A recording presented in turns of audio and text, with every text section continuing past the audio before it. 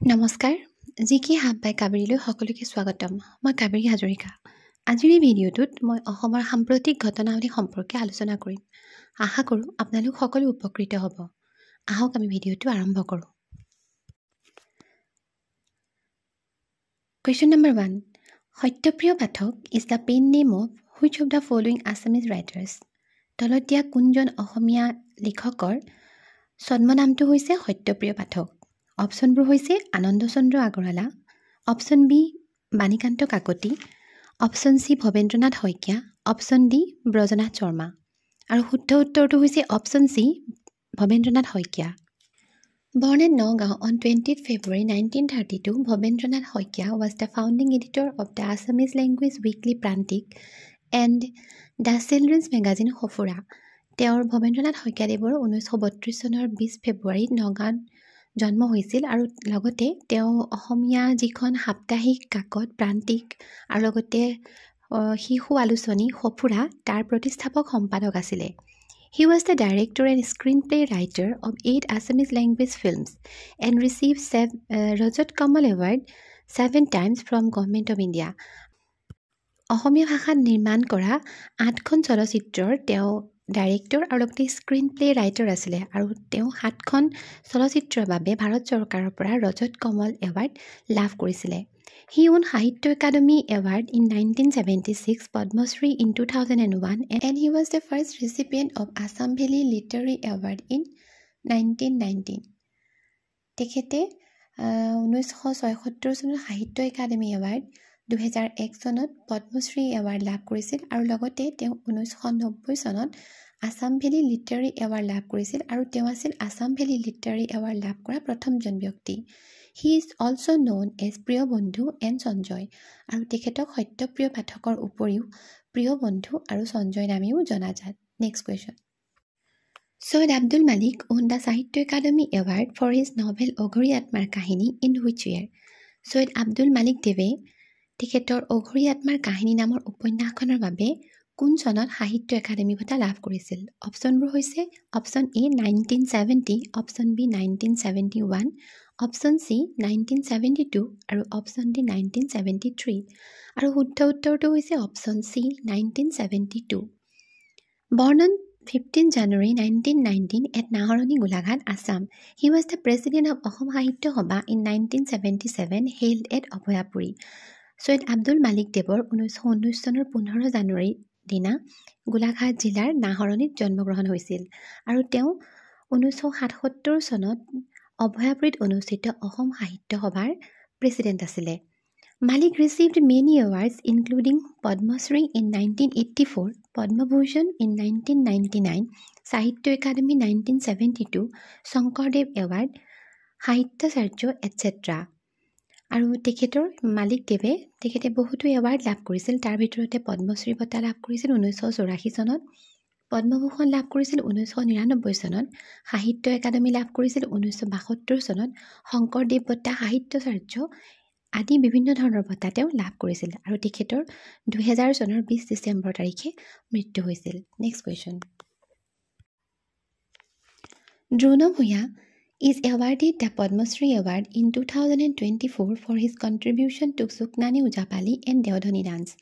দ্ৰোণ ভূঞা তেখেতৰ কথা আমি সকলোৱে জানো। তেওঁ 2024 চনত পদ্মশ্ৰী বঁটা লাভ কৰিছে তেওঁৰ সুকনানী উজাপালি আৰু দেওধনী নৃত্যৰ বাবে থকা যি কণ্ট্ৰিবিউশ্যন অৱদানৰ বাবে। In which year he was awarded the Assam Gaurav award, আৰু প্ৰশ্নটো হৈছে যে তেওঁ অসম গৌৰৱ বঁটা কোন চনত লাভ কৰিছিল? অপশ্যনবোৰ হৈছে option A 2021, option B 2022, option C 2023, option D 2024। আৰু শুদ্ধ উত্তৰটো হৈছে option C 2023। Some awards for Drona ভূঞাৰ দ্ৰোণ ভূঞাদেৱে লাভ কৰা অন্য কিছুমান বঁটা হৈছে গুৰু tile from ministry of culture in 2009, তেওঁ 2009 চনত গুৰু টাইল বঁটা লাভ কৰিছিল।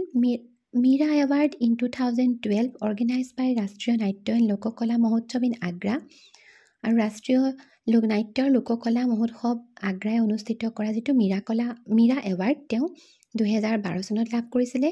এককালীন বঁটা 2019 চনত এককালীন বঁটা লাভ কৰিছিলে। এণ্ড বিষ্ণু ৰাভা বঁটা 2021 by ministry of cultural affairs and many more. আৰু লগতে 2021 চনত তেওঁ মিনিষ্ট্ৰী অফ কালচাৰেল এফেয়াৰ্ছে যিটো বিষ্ণু ৰাভা বঁটা প্ৰদান কৰে সেই বঁটাটো তেওঁ 2021 চনত লাভ কৰিছিল। আৰু লগতে তেওঁ অন্যান্য বহুতো বঁটা লাভ কৰিছিল। Next question.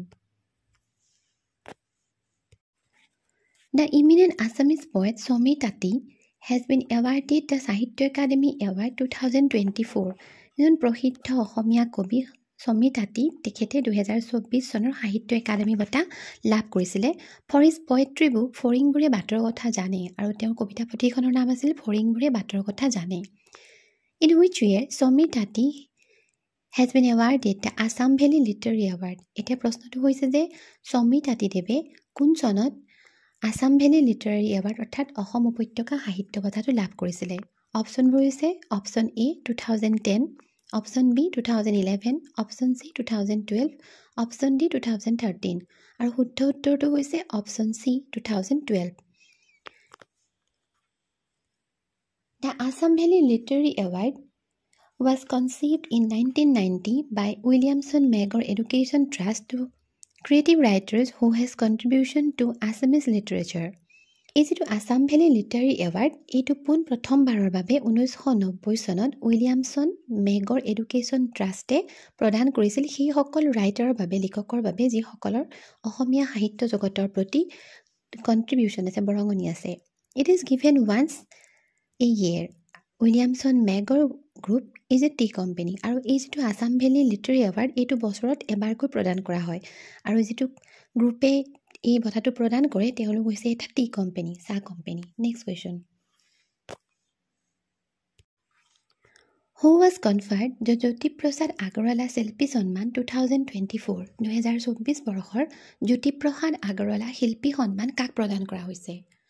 আৰু অপশ্যনবোৰ হৈছে option A Bikash Baruah, option B Ramen Chaudhary, option C Zubeen Garg, option D Dhanesh ৰিংটি।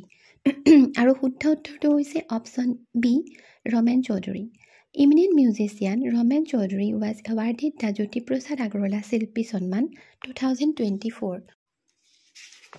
প্ৰসিদ্ধ সংগীত শিল্পী ৰমেন চৌধুৰী দেৱক 2024 বৰ্ষৰ জ্যোতিপ্ৰসাদ আগৰৱালা শিল্পী সন্মান বঁটাটো প্ৰদান কৰা হৈছে।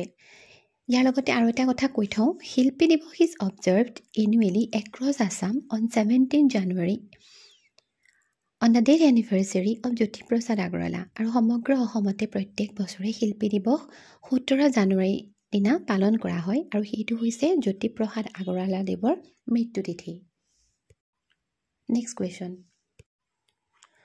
Who gave Rupkonwar title to Jyoti Prasad Agarwala? Jyoti Prasad Agarwala দেৱক ৰূপকোঁৱৰ উপাধিটো কোনে প্ৰদান কৰিছিল? অপশ্যনবোৰ হৈছে option A Binanda Chandra Barua, option B Ananda Chandra Barua, option C Phani Sarma, option D Lakshminath Bezbaroa. আৰু শুদ্ধ উত্তৰটো হৈছে option B Ananda Chandra Barua. Jyoti Prasad Agarwala The Doyen of Assamese culture was conferred the title Rup Kunwar by the poet Ananda Chandra Borua in 1938. 1938 চনত আনন্দ চন্দ্ৰ বৰুৱাদেৱে জ্যোতিপ্ৰসাদ আগৰৱালাক অসমীয়া সাহিত্যৰ প্ৰতি থকা বা কৃষ্টি সংস্কৃতিৰ প্ৰতি তেওঁৰ যিটো অৱদান আছে তাৰ বাবে ৰূপ কোঁৱৰ উপাধিটো প্ৰদান কৰিছিল। Anand Chandra Barua is popularly known as বকুল বনৰ কবি ইন আছামিজ লিটাৰী ছ'চাইটি। আৰু অসমীয়া সাহিত্য জগতত আনন্দ চন্দ্ৰ বৰুৱাদেৱক বকুল বনৰ কবি বুলি জনা যায়। Next question. Rajanikanta Bordoloi popularly known as Upanyas Samrat. What is his pen name? Rajanikanta Bordoloi আমি সকলোৱে জানো তেখেতক উপন্যাস সম্ৰাট বুলি জনা যায়। তেওঁৰ ছদ্মনামটো কি? অপশ্যনবোৰ হৈছে option A Dhan Borkai, option B Kripabar Borbarua, option C Bholai Sharma, option D Rangman. আৰু শুদ্ধ উত্তৰটো হৈছে option C Bholai Sharma. Bordoloi was a noted writer, journalist and a tea planter of Assam. Rajanikanta বৰদলৈদেৱ এজন প্ৰখ্যাত লেখক, সাংবাদিক আৰু লগতে এজন চাহ খেতিয়ক। Some critics call him the Walter Scott of Assam. He was the president of Assam Sahitya Sabha in 1925 held in Nagaon. আৰু কিছু সমালোচকে তেখেতক ৱাল্টাৰ স্কট বুলিও কয়, অসমৰ ৱাল্টাৰ স্কট বুলি কয়। আৰু লগতে তেখেতে 1925 চনত নগাঁৱত অনুষ্ঠিত অসম সাহিত্য সভাৰ প্ৰেচিডেণ্ট আছিলে। Next question, in which year the Assamese novel Miri Jiyori was published? অসমীয়া উপন্যাস মিৰি জীয়ৰী কোন চনত প্ৰকাশিত হৈছিল? অপশ্যনবোৰ হৈছে option A 1884, option B 1894, option C 1885, option D 1895 আৰু শুদ্ধ উত্তৰটো হৈছে option B 1894। Miri Jiyori is a love story by Rajnikanta Bordoloi. The book unveils some important aspects of the then contemporary missing society. Miri Jiyori হৈছে ৰজনীকান্ত বৰদলৈদেৱৰ দ্বাৰা ৰচিত প্ৰথমখন উপন্যাস। এই কিতাপখনে সেই সময়ত মিচিং সমাজত প্ৰচলিত যিবোৰ ৰীতি নীতি বা মিচিং সমাজ ব্যৱস্থাৰ এটি আভাস দাঙি ধৰিছিল। Next question, Yadav Payeng the forest man of India has single হেণ্ডেডলি planted A forest named malai forest. Yadav Payeng তেখেতক ভাৰতৰ অৰণ্য মানৱ বুলি কোৱা হয় আৰু তেওঁ অকলেই এখন অৰণ্য সৃষ্টি কৰিছিলে, অৰণ্য গঢ়ি তুলিছিল আৰু সেইখনৰ নাম হৈছে মলাই ফৰেষ্টে। এতিয়া প্ৰশ্নটো হৈছে in which year he was awarded the Padma Shri award? তেওঁক কোন চনত পদ্মশ্ৰী সন্মানটো প্ৰদান কৰা হৈছিলে? অপশ্যনবোৰ হৈছে option A 2012, option B 2013, option C 2014, option D 2015 আৰু শুদ্ধ উত্তৰটো হৈছে অপশ্যন ডি 2015। যাদৱ পায়েং an environmental activist and forest worker from Majuli was honored Padma Shri, the fourth highest civilian award in India in 2015. যাদৱ পায়েং এজন এনভাইৰনমেণ্টেল এক্টিভিষ্ট আৰু লগতে এজন ফৰেষ্ট ৱৰ্কাৰ, বন্যকৰ্মী আৰু লগতে পৰিৱেশ কৰ্মীও। তেখেতক 2015 চনৰ পদ্মশ্ৰী বঁটা প্ৰদান কৰা হৈছিল আৰু এই পদ্মশ্ৰী বঁটাটো হৈছে ভাৰতৰ ফ'ৰ্থ হাইষ্ট চিভিলিয়ান এৱাৰ্ড।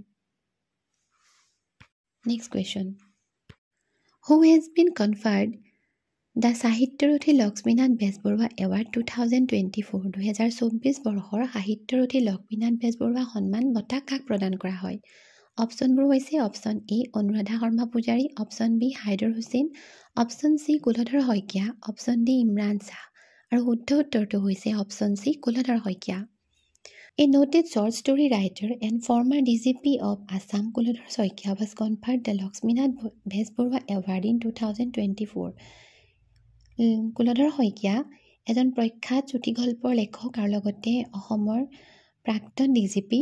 তেখেতক 2024 বৰ্ষৰ লক্ষ্মীনাথ বেজবৰুৱা এৱাৰ্ড প্ৰদান কৰা হৈছিল। He was awarded Sahitya Akademi award in 2015 for his short stories আৰু তেখেতৰ চুটিগল্পৰ বাবে 2015 বৰ্ষত সাহিত্য একাডেমী বঁটা প্ৰদান কৰা হৈছিল। He was the president of Assam সাহিত্য সভা ইন জানুৱাৰী 2020 আৰু 2020 বৰ্ষৰ অসম সাহিত্য সভাৰ তেওঁ প্ৰেচিডেণ্ট আছিলে। বন্ধুসকল, আজিৰ ভিডিঅ'টোত ইমানেই। আশা কৰোঁ আপোনালোকে মোৰ ভিডিঅ'টো ভাল পালে। যদি আপোনালোকে মোৰ ভিডিঅ'টো ভাল পায় তেনেহ'লে প্লিজ মোৰ ভিডিঅ'টো লাইক কৰিব আৰু ছাবস্ক্ৰাইব কৰিবলৈ নাপাহৰিব। ধন্যবাদ।